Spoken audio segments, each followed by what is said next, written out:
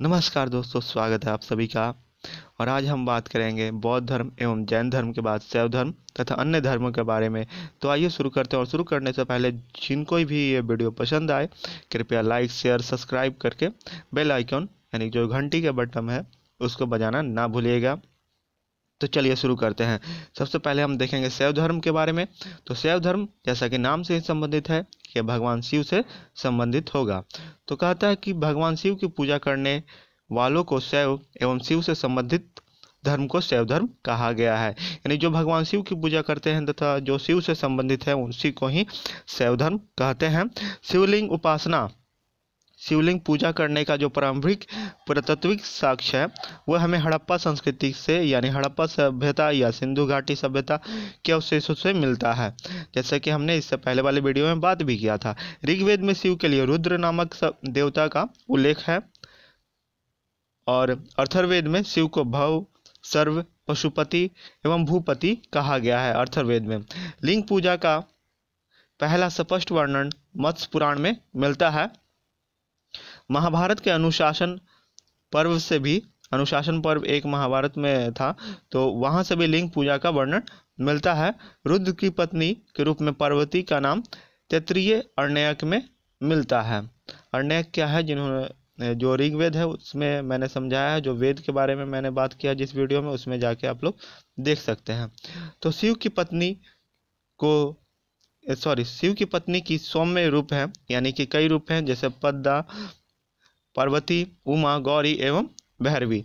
वामन पुराण में शैव संप्रदाय की संख्या 4 बताई गई है। पहला है पाशुपत, कपालिक, कालामुख और लिंगायत। पशुपत संप्रदाय शैवों का सर्वाधिक प्राचीन संप्रदाय है। सबसे पुराना संप्रदाय है पशुपत संप्रदाय और इसके संस्थापक लकुलिश थे, जिन्हें भगवान शिव के 18 अवतारों में से एक माना जाता है। पशुपत संप्रदाय के अनुयायियों को पंचार्थिक कहा गया है। जो पशुपत संप्रदाय के अनुयायी थे, जो उसको मानते थे, उसको पंचार्थिक कहते हैं। और इस मत का प्रमुख सैद्धांतिक ग्रंथ पशुपत सूत्र है। श्रीकर पंडित एक विख्यात पशुपत आचार्य थे। कपालिक संप्रदाय इष्ट देव भैरव थे। जो कपालिक संप्रदाय के इष्ट देव थे वो थे भैरव थे और इस संप्रदाय का प्रमुख केंद्र श्रीशैल नामक स्थान था। अब देख लेते हैं कुछ संप्रदायों के बारे में एवं उनके संस्थापकों के बारे में, जो अक्सर एग्जाम में पूछता है। तो आजीवक संप्रदाय के संस्थापक मौखली पुत्र गोशाल थे। घोर अक्रियावादी संप्रदाय के संस्थापक पुरनकश्यप थे और यदृच्छावाद संप्रदाय के संस्थापक आचार्य अजित थे। भौतिकवादी संप्रदाय के संस्थापक पकुद कचायन थे, जिन्होंने भौतिक दर्शन को दिया। और अनिश्चयवादी संप्रदाय के संस्थापक संजय वेटली पुत्र थे। अब हम लोग आगे आते हैं। तो कालामुख संप्रदाय के अनुयायियों को शिव पुराण में महाव्रतधर कहा गया है।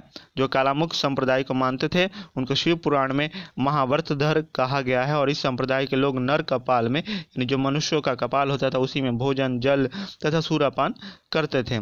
साथ ही अपने शरीर पर चिता की भस्म मलते थे।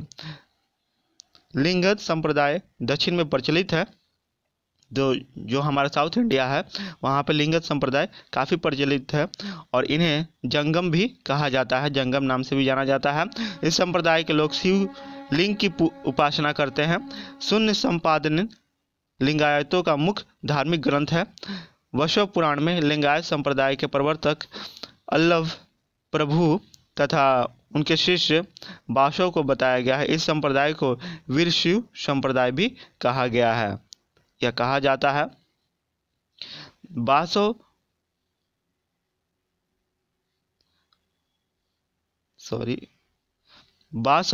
एवं उनका भतीजा चन्ना बासव कर्नाटक के कलचुरी राजाओं के दरबार में रहते थे। जैनों के साथ कठिन संघर्ष के उपरांत उन्होंने अपनी मत की स्थापना की। उन्होंने जाति प्रथा का कड़ा विरोध किया। उपवास, प्रतिभोज, तीर्थ यात्रा एवं बलि प्रथा को अस्वीकार किया। बोला कि नहीं, ये सब हम लोग नहीं मानेंगे, ना जाति पाति, ना उपवास, ना प्रतिभोज, ना तीर्थ यात्रा और ना ही बलि प्रथा को।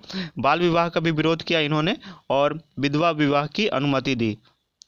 10वीं शताब्दी में मत्स्य नरेंद्र नाथ ने नाथ संप्रदाय की स्थापना की। इस संप्रदाय का व्यापक प्रचार प्रसार बाबा गोरखनाथ के समय में हुआ। गोरखनाथ ने वर्ण व्यवस्था तथा ब्राह्मणों के विशेष अधिकारों की आलोचना की। उनके द्वारा प्रतिपादित सिद्धांतों को तंत्र कहा जाता है। इनकी सदस्यता बिना जाति भेद सबके लिए खुली हुई थी। यानी यह जो संप्रदाय था इसके लिए सभी के लिए खुला हुआ था ये, यानी कोई भी जाति का कोई भी हो वो सदस्य बन सकता था। दक्षिण भारत में शैव धर्म चालुक्य, राष्ट्रकूट, पल्लव एवं चोलों के समय काफी लोकप्रिय था। पल्लव काल में शैव धर्म का प्रचार प्रसार नयनारों के द्वारा किया गया। नयनारों संतों की संख्या 63 बताई गई है, जिनमें अपार, त्रुज्ञान, समंदर एवं सुंदर मूर्ति आदि के नाम उल्लेखनीय है। एलोरा के प्रसिद्ध कैलाश मंदिर का निर्माण राष्ट्रकूटों ने करवाया। चोल शासक राजराज प्रथम ने तंजौर में प्रसिद्ध राजेश्वर शिव मंदिर का निर्माण करवाया और जिसे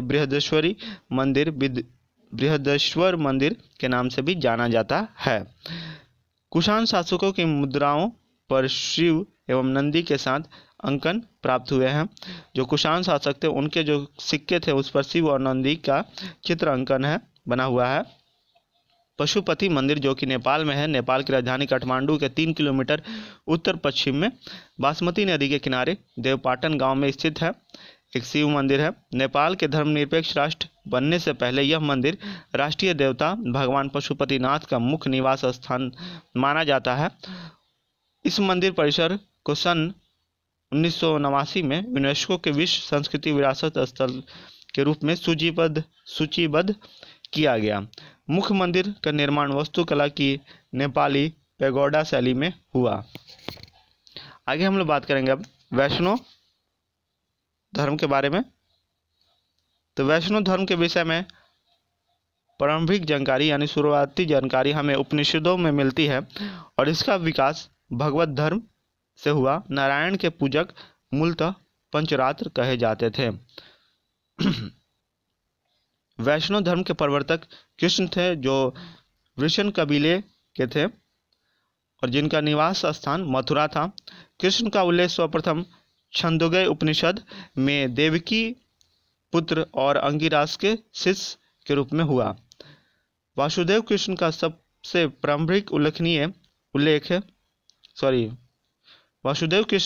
प्रारंभिक अभिलेखों में उल्लेख देखा जाए तो वेशनगर स्तंभ अभिलेख में किया गया है कृष्ण का सबसे पहला उल्लेख। विष्णु के 10 अवतारों का उल्लेख मत्स्य पुराण में मिलता है। 10 अवतार इस प्रकार हैं: मत्स्य, कुर्म, वराह, नृसिंह, वामन, परशुराम, राम बलराम, बुद्ध एवं कलिक। गुप्त काल में विष्णु का वराह अवतार सर्वाधिक प्रसिद्ध हुआ। वैष्णव धर्म में ईश्वर को प्राप्त करने के लिए सर्वाधिक महत्व भक्ति को दिया गया।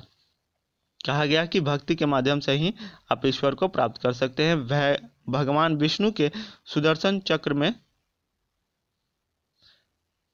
6 तीलियां हैं। तो ये तो उतना पूछता नहीं है एग्जाम में, ये सब नहीं पूछते हैं। प्रमुख संप्रदाय, मत एवं आचार्य, तो ये अक्सर एग्जाम में पूछते रहता है अक्सर। तो वैष्णव संप्रदाय और इसका मत है विशिष्टाद्वैत, जो कि रामानुजाचार्य ने दिया था। ब्रह्म संप्रदाय द्वैत मत आनंद तीर्थ ने दिया था। और रुद्र संप्रदाय शुद्ध द्वैत वल्लभाचार्य ने दिया था। सनक संप्रदाय द्वैताद्वैत निम्बार्क ने इसको दिया था। निम्बार्क आचार्य जो थे उन्होंने इसको दिया था। आगे हम लोग चलते हैं प्रमुख संप्रदाय संस्थापक एवं उनके पुस्तकों के बारे में देखेंगे। तो बरकरी संप्रदाय जो कि नामदेव इसके संस्थापक थे, इनका कोई बुक नहीं है, किताब नहीं है। श्री वैष्णव रामानुज जिन्होंने ब्रह्मसूत्र नामक पुस्तक लिखी। परमार्थ जिनके संस्थापक थे रामदास, जिन्होंने दासबोध नामक पुस्तक को लिखा। राम भक्त रामानंद संस्थापक थे इस संप्रदाय के और अध्यात्म रामायण पुस्तक थी इनकी। अंकोरवाट का मंदिर कंबोज के राजा सूर्यवर्मा द्वितीय ने बनवाया था। इस मंदिर में लगभग 10.5 फीट ऊंची भगवान विष्णु की मूर्ति स्थापित है और ये जो हुआ था ये करीब 1113 ईस्वी से लेकर 1150 ईस्वी के बीच बनने में इसको समय लगा था। इस्लाम धर्म का संस्थापक हजरत मोहम्मद साहब थे। हजरत मोहम्मद साहब का जन्म 570 ईसा में मक्का में प्रमुख कुरैश कबीला में हुआ था। उनके पिता अब्दुल्ला और माता अमीना थी। उनका लालन पालन उनके चाचा अबू तालिब ने किया था क्योंकि बचपन में ही उनकी माता पिता की मृत्यु हो गई थी। हजरत मोहम्मद साहब को 610 ईस्वी में मक्का के पास हीरा नामक गुफा में ज्ञान की प्राप्ति हुई। 24 सितंबर 622 ईस्वी को पैगंबर के मक्का से मदीना की यात्रा इस्लाम जगत में मुस्लिम संवत या हिजरी संवत भी इसी को कहते हैं के नाम से जाना जाता है। तो हिजरी संवत की शुरुआत होती है 622 ईस्वी में। ये याद रखिएगा। मोहम्मद की शादी 25 वर्ष की अवस्था में खदीजा नामक विधवा के साथ हुई और मोहम्मद की पुत्री का नाम फातिमा एवं दामाद का नाम अली है। देवदूत जिब्रील ने पैगंबर मोहम्मद साहब को कुरान अरबी भाषा में संप्रेषित किया यानी उन्हें सौंपा। कुरान इस्लाम धर्म का पवित्र ग्रंथ है। यह पवित्र ग्रंथ 114 अध्यायों में बटा हुआ है और इसमें 6360 पद यानी कि छंद हैं। पैगंबर मोहम्मद साहब ने कुरान की शिक्षाओं का उपदेश दिया। हजरत मोहम्मद साहब की मृत्यु 8 जून 632 ईस्वी में हुई। इन्हें मदीना में दफनाया गया जो कि सऊदी अरबिया में है। मोहम्मद साहब की मृत्यु के बाद इस्लाम सुन्नी तथा शिया नामक 2 पंथों में विभाजित हो गया। इनकी दोनों की अलग अलग सोच थी। तो सुन्नी उन्हें कहते थे जो सुन्ना में विश्वास करते थे यानी कि जो सुन्ना हुआ चीज था उस पर सुन्ना मैंने पैगंबर मोहम्मद साहब के कथनों तथा कार्यों का विवरण था उस पर ये लोग विश्वास करते थे।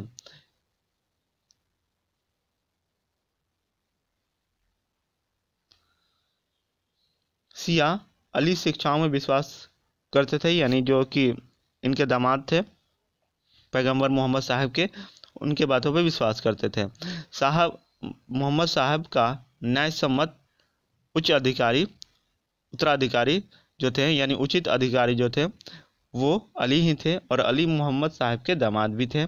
अली के 661 ईस्वी में हत्या कर दी गई और अली के पुत्र हुसैन की हत्या 680 ईस्वी में करबला यानी इराक में कर दी गई, इराक नामक स्थान पर कर दी गई। इन दोनों हत्या ने शिया को निश्चित मत का रूप दे दिया गया यानी कि जो एक मत है निश्चित मत जो पहले से चले आ रहा है उसी को वो लोग मानते थे। पैगंबर मोहम्मद साहब के उत्तराधिकारी खलीफा कहलाए। आगे देखेंगे इस्लाम जगत में खलीफा पद 1924 ईस्वी तक रहा। 1924 ईस्वी में इसे तुर्की के शासक मुस्तफ़ा कमाल पाशा ने समाप्त कर दिया। इब्न इशाक ने सर्वप्रथम पैगंबर मोहम्मद साहब का जीवन चरित्र लिखा और मोहम्मद साहब पैगंबर के जन्मदिन पर ईद ए मिलाद उद नबी पर्व मनाया जाता है यानी ईद मनाया जाता है। भारत में सर्वप्रथम इस्लाम का आगमन अरबों के जरिए हुआ था 712 ईस्वी में, जो कि अरबों ने यानी मोहम्मद कासिम जो थे उन्होंने सिंध जीत लिया 712 ईस्वी में और सबसे पहले भारत के इसी भाग में इस्लाम एक महत्वपूर्ण धर्म बना। नमाज के दौरान मुसलमान मक्का की तरफ मुंह करके खड़े होते हैं। भारत से मक्का पश्चिम की ओर पड़ता है और मक्का की ओर की दिशा को किबला कहा जाता है। अब देखेंगे ईसाई धर्म के बारे में। तो ईसाई धर्म के संस्थापक ईसा मसीह हैं। वे प्रमुख ग्रंथ बाइबल है उनके प्रमुख ग्रंथ। ईसा मसीह का जन्म यरूशलेम जो कि इजराइल में है के निकट बैथलेहम नामक स्थान पर हुआ था। ईसा के जन्म दिवस को क्रिसमस के रूप में मनाया जाता है। ईसा मसीह के माता का नाम मैरी, पिता का नाम जोसेफ था। ईसा ने अपने जीवन के प्रथम 30 वर्ष एक बढ़ई के रूप में बैथलेहम के निकट नाजरेथ जो कि इजराइल में है बिताया था। ईसा मसीह के प्रथम 2 शिष्य हुए, एंड्रोस एवं पीटर, और ईसा मसीह को सूली पर रोमन गवर्नर पोंटियस ने चढ़ा दिया था। अब आगे चलते हैं। तो ईसा मसीह को 33 ईस्वी में सूली पर चढ़ाया गया था। ईसाई धर्म का सबसे पवित्र चिन्ह क्रॉस है। ये ईसाई त्रित्वों में विश्वास रखते थे, 3 चीज़ों में विश्वास रखते थे। ईश्वर पिता है, ईश्वर पुत्र है और ईश्वर पवित्र आत्मा है। आगे हम लोग बात करेंगे 12वीं शताब्दी से फ्रांस में आरंभिक भवनों की तुलना में अधिक ऊंचे एवं हल्के चर्च के निर्माण प्रारंभ हुए। वास्तुकला की यह शैली गॉथिक नाम से जानी जाती है। इस वास्तुकलात्मक शैली के सर्वोत्कृष्ट उदाहरणों में एक है पेरिस का नोट्रे-डेम चर्च। पारसी धर्म के पैगंबर ज़रथुस्त्र ईरानी थे। इनके शिक्षाओं का संकलन ज़ेंदा अवेस्ता नामक ग्रंथ में है, जो पारसियों का धार्मिक ग्रंथ है। इनकी मूल शिक्षा का सूत्र जो था सद्विचार, सद्वचन, सद्कार। सदा मैंने कि हमेशा सही विचार रखें, सही बात बोलें और सही काम करें। इनके अनुयायी एक ईश्वर अहुर को मानते थे और इस धर्म मानते हैं। इस धर्म के अनुयायियों को अग्नि पूजक भी कहा जाता है। तो आज के लिए यहीं पर समाप्त करते हैं, मिलते हैं अगले वीडियो में। तब तक के लिए नमस्कार।